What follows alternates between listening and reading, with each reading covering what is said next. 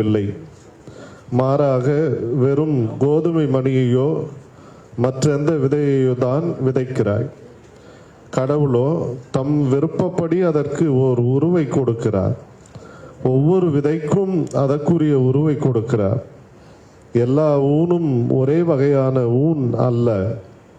மானிடருக்கு ஒரு வகையான ஊனும், விலங்குகளுக்கு இன்னொரு வகையான ஊனும், பறவைகளுக்கு வேறொரு வகையான ஊனும், மீன்களுக்கு மற்றொரு வகையான ஊனும் உண்டு. விண்ணை சார்ந்தவைகளுக்கு ஒரு வகையான உருவமும், மண்ணை சார்ந்தவைகளுக்கு இன்னொரு வகையான உருவமும் உண்டு. விண்ணை சார்ந்தவற்றின் அழகு வேறு, மண்ணை சார்ந்தவற்றின் அழகு வேறு. கதிரவனின் சுடர் ஒன்று, நிலவின் சுடர் இன்னொன்று. விண்மீன்கள் சுடர் மற்றொன்று, விண்மீனுக்கு விண்மீன் சுடர் வேறுபடுகிறது. இறந்தோர் உயிர்த்தெழும்போதும் இவ்வாறே இருக்கும். அழிவுக்குரியதாய் விதைக்கப்படுவது அழியாததாய் எழுகிறது. மதிப்பற்றதாய் விதைக்கப்படுவது மாண்புக்குரியதாய் உயிர் பெற்று எழுகிறது. வலுவற்றதாய் விதைக்கப்படுவது வல்லமை உள்ளதாய் உயிர் பெற்று எழுகிறது. மனித இயல்பு கொண்ட உடலாய் விதைக்கப்படுவது ஆவிக்குரிய உடலாய் உயிர் பெற்று எழுகிறது. மனித இயல்பு கொண்ட உடல் உண்டென்றால் ஆவிக்குரிய உடலும் உண்டு. மறைநூலில் எழுதியுள்ளபடி முதல் மனிதராகிய ஆதாம் உயிர் பெற்று மனித இயல்புள்ளவர் ஆனார். கடைசி ஆதாமோ உயிர் தரும் தூய ஆவியானார். படிக்கும்படியாக தெரிவு செய்யப்பட்ட திருவிவிலிய பகுதி படித்து முடித்தாயிற்று. கடவுளை உமக்கு மாட்சி உண்டாவதாக. பொழுது நம் அனைவருக்கும் ஆறுதலான இறை வார்த்தையை பகிர்ந்து கொள்ளும்படியாக ரெவரண்ட் ரிச்சர்ட்சன் ஆயர் அவர்களை அன்போடு அழைக்கின்றேன்.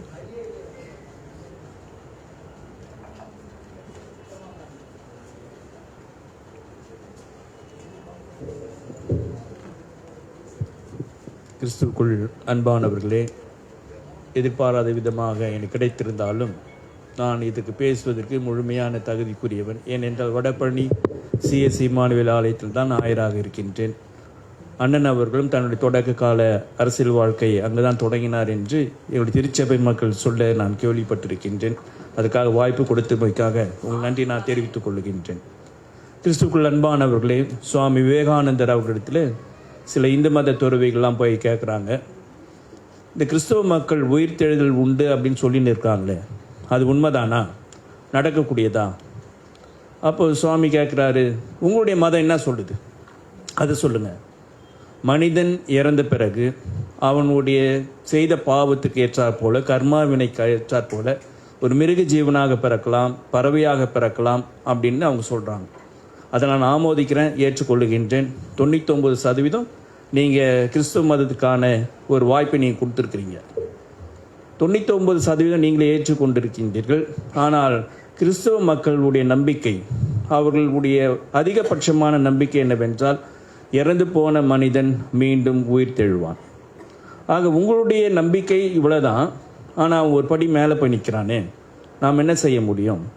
கிறிஸ்துவுக்குள் அன்பான மத்தேயு எழுதின சுவிசேஷம் 21வது வாக்கியத்தில் பார்க்கின்றோம், அங்கே மானிட மகன் எருசலேமுக்கு போக வேண்டும், மறைநூல் அறிஞராலும் பரிசேயர்களாலும் துன்புறுத்தப்பட்டு கொலை செய்யப்படுவார், ஆனால் 3ஆம் நாள் உயிருடன் எழுப்பப்படுவார். இது அற்புதமான ஒரு வாக்கியம். ஒரு 30 வயசு கூறிய ஒரு இளைஞன் தன்னுடைய மரணத்தை குறித்து அவர் வெளிப்படையாக சொல்லுகின்றார். பகத்சிங் தன்னுடைய 23வது வயசில் தூக்கிலிடப்படுவதற்காக கொண்டு போகிறாங்க. அதுக்கு முன்னாடி அவங்க அப்பா மேல் அதிகாரிகளுக்கு ஒரு கருணை மனு எழுதுறார். அவன் சின்ன பையன் தெரியாமல் செஞ்சிட்டாங்கன்னு. அப்போ பகத்சிங் தன்னுடைய தந்தையை வரவழைச்சார். நான் உங்களை அப்பான்னு சொல்கிறதுக்கே எனக்கு வெட்கமாக இருக்குது. இந்த நாட்டினுடைய சுதந்திரத்துக்காக என் உயிரையும் நான் தியாகம் செய்வதற்கு நான் ஆயத்தமாக இருக்கிறேன். தயவு செய்து அன்றைக்கி தூக்கிலிடும்போது நீங்கள் வரவே வேண்டாம் அப்படின்னு சொல்லிட்டார். இங்கே இயேசுவானவர் தன்னுடைய சீடர்களை வாழ்விற்காக அல்ல, தன்னுடைய மரணத்தின் வழியாகவே இந்த உலகத்தை கட்டி அமைக்கப்பட வேண்டும் என்பதை அவர் நினைவு கூர்ந்து அவர் என்ன பண்ணுறாருங்க சொல்கிறார். உடனே ஒரு பெரிய வயதான ஒரு சீடர் தனியே அழைத்து கொண்டு போய் கடிந்து கொள்கிறார். எது உமக்கு நேரிடக்கூடாது சாமி அப்படின்னு சொன்ன உடனே அதை ஏற்றுக்கொண்டிருக்கலாம். ஆனால் அப்பாலே போ சாத்தானே, நீ கர்த்தருக்குரியதை சிந்திக்காமல் மனுஷனுக்குரியதான் சிந்தித்து கொண்டிருக்கின்றாய். கடலுக்குரியதை நீ சிந்திக்க மாட்டேன்றியே, இது வீணாச்சே. மனிதன் மானிட மகன் தொண்டு ஏற்பதற்காக, தன் உயிரை கொடுப்பதற்காக இந்த உலகத்திற்கு வந்திருக்கின்றான். ஆக நாம் நல்ல வாழ்க்கை வாழ வேண்டும் என்பதற்காக அல்ல, அடித்தள மக்களுக்காக, அங்கே சமுதாயத்தில் வரங்கப்பட்ட மக்களுக்காக தன் வாழ்வை பகிர்ந்தளிக்கக்கூடிய ஒரு வாழ்வாக மாற்ற வேண்டும் என்று அவர் விரும்பினார். ஒருவேளை அன்பானவர்கள், அப்படிப்பட்ட ஒரு சூழல் தான் இன்றைக்கும் நீங்கள் நானும் இருக்கின்றோம். ஆக இந்த உயிர்த்தெழுதலை குறித்து தாகூர் அவர்கள் சொல்லுகின்ற பொழுது அநேக இந்து துறவிகள்லாம் இப்போ கேட்குறாங்க. என்ன கேட்குறாங்க? என்னங்க சார், இந்த மாதிரி கிறிஸ்தவ மக்கள் வந்து உயிர்த்தெழுதல் உண்டு, பரலோகம் உண்டு அப்படின்னு சொல்லின்னு இருக்கானே, இதெல்லாம் நம்ப முடியுமா? ரவீந்திரநாத் தாகூர் அவர் வழியிலே அவர் சொல்கிறாரு, நான் பிறப்பதற்கு முன்பாகவே என் தாயின் சரீரத்தில் எனக்காக உணவு வைத்திருந்த இறைவன் நான் இறந்த பின்பும் மற்றொரு உலகத்தை படைத்திருக்க மாட்டான் என்பதை நீ ஏன் நம்ப மறுக்கின்றாய்? ஒரு அழகான ஒரு பதில் சொல்லிட்டார். நான் பிறப்பதற்கு முன்பாகவே என்னுடைய உணவை கடவுள் வச்சிருக்கிறாரு. நான் இறந்த பிறகுதான் எனக்கு தெரியும் நான் எங்கே இருக்க போகிறேன் என்பது. ஆக அன்பானவர்களாக தான் இயேசு சொல்றாரு, உங்கள் இருதயம் கலங்க வேண்டாம், என்னிடத்திலும் பிதாவினிடத்திலும் விசுவாசமாயிருங்கள். பிதாவின் வீட்டில் அநேக வாசஸ்தலங்கள் உண்டு. நான் வந்து மறுபடியும் உங்களை என்னிடத்திலே நான் சேர்த்துக்கொள்வேன், நான் உங்கள் சேர்த்துக்கொள்வேன். அன்புக்குரியவர்களே, அப்படிப்பட்ட ஒரு கிறிஸ்துவ வாழ்வில் நம்பிக்கையிலே நாம் இணைந்திருக்கின்றோம். ஒருவேளை அன்பானவர்களே, ஹியூஜ் அப்படின்றவர் ஒரு ஆஸ்திரேலிய ஓப்பனிங் பேட்ஸ்மேன். அவர் எதிர்பாராத விதமாக பந்து தலையில் அடிபட்டு இறந்து போயிட்டார். அவருடைய அடக்க ஆராதனைக்கு கிளார்க் கேப்டன் வந்திருக்கிறார். கிளார்க்கை பேச சொன்னாங்க. கிளார்க் பேசுகிறார், பிலிப் ஹியூக்ஸ், நீ எங்கே இருக்கிறாய் என்பதை எனக்கு தெரியாது, ஆனால் என்றைக்காவது ஒரு நாள் நான் உன்னை சந்திப்பேன் என்பதை நான் நம்புகின்றேன். ஒருவேளை இங்கே அமர்ந்திருப்போருக்கு அது பைத்தியகாரத்தனமாக தோன்றலாம், ஆனால் என்னுடைய மனசு சொல்லுது, நான் அர்த்தமாக அதை நம்புகிறேன், நான் மீண்டுமாக நான் உன்னை சந்திப்பேன் என்று அப்படி சொன்னார். ஒரு அன்பானவர்கள், இன்றைக்கு கர்த்தருக்குள்ளாக நித்திரையடைந்த திருமதி வான்மதி அம்மாவுடைய குடும்பத்தார் அவர் முழுமையான ஆறுதல் பெறவும், அந்த குடும்பத்தில் இருக்கின்ற அனைவருக்கும் இறைவன் தாமே அவர்களுடைய மன ஆறுதல் தந்து, மகிழ்ச்சி தந்து, நம்பிக்கை தந்து, கிருபையோடு வழிநடத்துவாராக. ஆமீன்.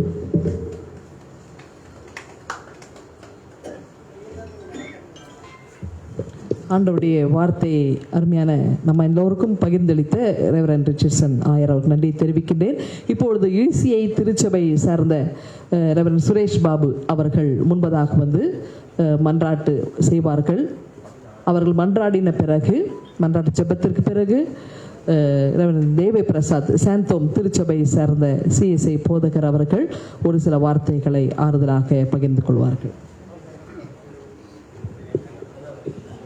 ஜெபம் செய்வோம். நேற்று மீண்டும் என்று மாறாத அன்புள்ள ஆண்டவரே, இந்த நல்ல மாலை வேலைக்காய் உமக்கு நன்றி செலுத்துகிறான்ப்பா.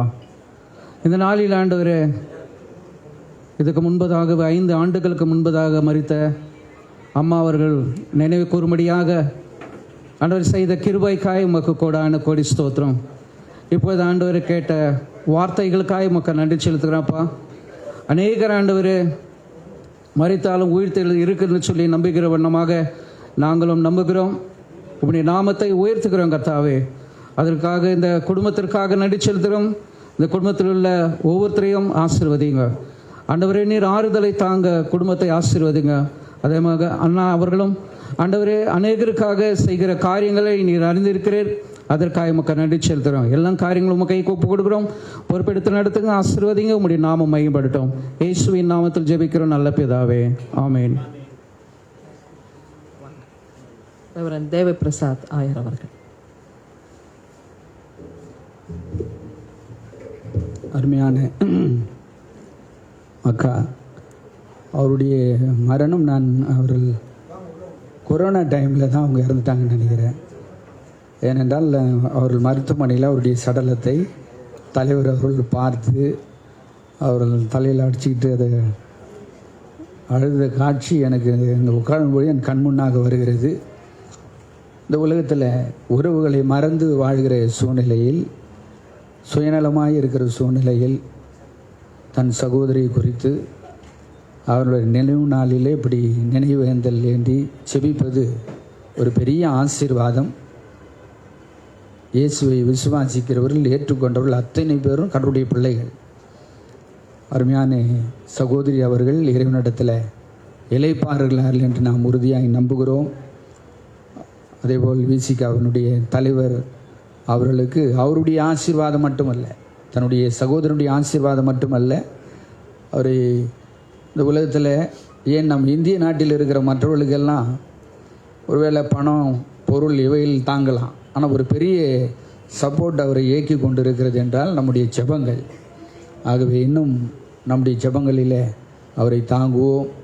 கடவுள் தாமே தொடர்ந்து அவரை ஆற்றி தேற்றி பலப்படுத்தி இன்னும் நலிவுற்ற மக்களுக்கு நடமாடுகின்ற அம்பேத்கராக கடவுள் பயன்படுத்துவாராக.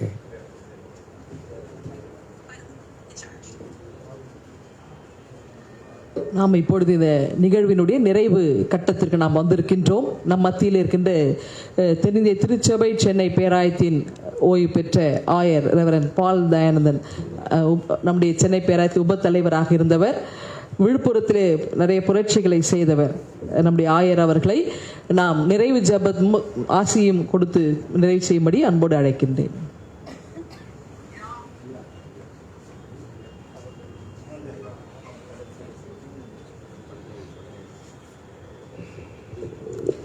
ஜெபம் செய்யலாம்.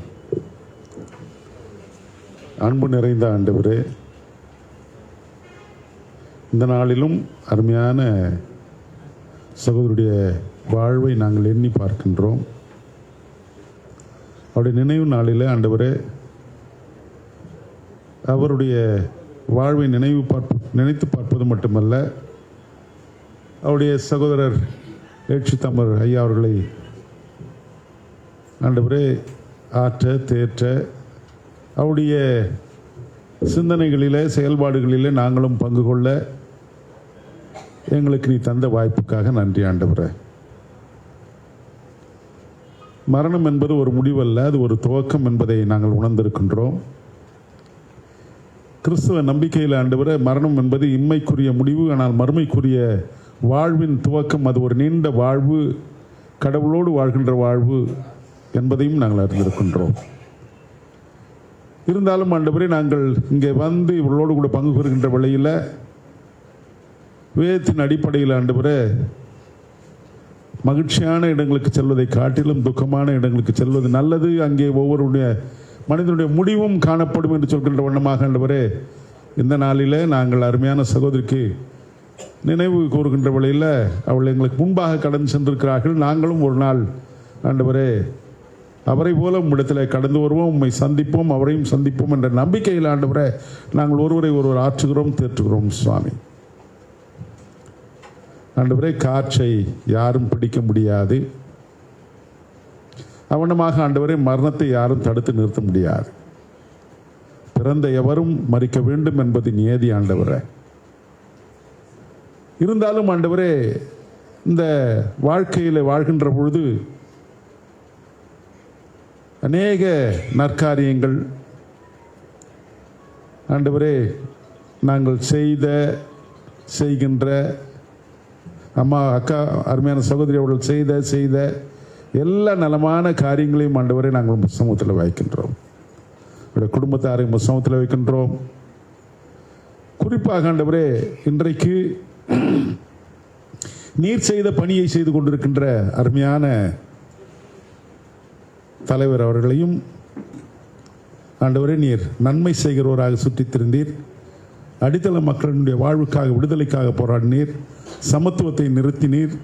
ஆண்டவரே, வாழ்வின் எல்லா நிலைகளிலும் ஆண்டவரே நீர் செய்த அதே பணியை ஆண்டவரே வேறொரு வடிவிலை செய்து கொண்டிருக்கின்ற அருமையான தலைவர் அவர்களுக்கு நல்ல சுகத்தையும் பலத்தையும் மனநிறைவையும் மகிழ்ச்சியும் ஆண்டவரே வாழ்க்கையின் எல்லா நிலைகளிலும் ஆண்டவரே அவரை நீர் கடன்படுத்திக் கொள்ளும்படியாக நாங்கள் வேண்டுகிறோம். ஆண்டவரே, அவர் உற்றார் இன பந்துக்கள் அனைவரையும் ஆசீர்வதியும், வந்திருக்கின்ற அவருடைய தொண்டர்கள் அனைவரையும் ஆசீர்வதியும், அவருடைய கட்சியை ஆசீர்வதியும். ஆண்டவரே இது இம்மட்டும் ஆண்டவர் நற்பெயரோடு சிறந்து விளங்குறதுக்காக நன்றி ஆண்டவரே. இது ஒரு அழியாத ஆலமரம் போல இன்னும் ஆண்டவரே நிலைத்து நிற்க, இவர் மூலமாக நாங்களும் பலனடைய, அநேக அடித்தள மக்களும் பலனடைய நிரல் தாரும். குறிப்பாக ஆண்டவரே இந்த நாளில் அருமையான சகோதரி அவர்கள் எங்கள் அனைவரையும் ஒன்றாக இணைத்திருக்கிறார்கள். அதற்காக நன்றி சுவாமி. இந்த இணைப்பிலே தலைவரோடு கூட நாங்கள் இணைந்து ஆண்டவரே என்னுடைய உள்ள மன இயக்கங்களையும் மன காரியங்களையும் சொல்ல, அவரோடு கூட பகிர்ந்து கொள்ள, அவர் நிற்கின்ற இடத்துல நாங்களும் நிற்க எங்களுக்கு உதவி செய்ததற்காக நன்றி சுவாமி. தொடர்ந்து ஆசீர்வதியும் பலப்படுத்தும், எல்லா நன்மைக்குள்ளாக காத்துக்கொள்ளும். இதை ஒழுங்கு செய்த அனைத்து தலைவர்களையும் நீர் ஆசீர்வதி. இயேசுவின் இனிய நாமத்தில் வேண்டிக் கொள்கின்றோம் பரமபிதாவே. நமது ஆண்டவராகிய இயேசு கிறிஸ்துவின் கிருபையும் பிதாவாகிய அன்பும் பரிசுத்த ஆவியானுடைய ஐக்கியம் நம் அனைவரோடும், விசேஷமாக நம்மை விட்டு கடந்திருக்கின்ற அருமையான சகோதரியோடும் குடும்பத்தாரோடும் அருமையான தலைவரோடும் அவருடைய இயக்கத்தோடும் இயக்கத்தில் இருக்கிற ஒவ்வொரு தொண்டரோடும் இதை ஒழுங்கு செய்த பெருந்தலைவரோடும் என்றும் சதா காலம் தங்கி தடுத்திருப்பாராக. என் ஆத்மாவே கர்த்தரை ஸ்தோத்திரி, என் முழுமே பரிசுத்த நாமத்தை ஸ்தோத்திரி. என் ஆத்மாவே கர்த்தரை ஸ்தோத்திரி, அவர் செய்த சகோதரவாதி. ஆமென்.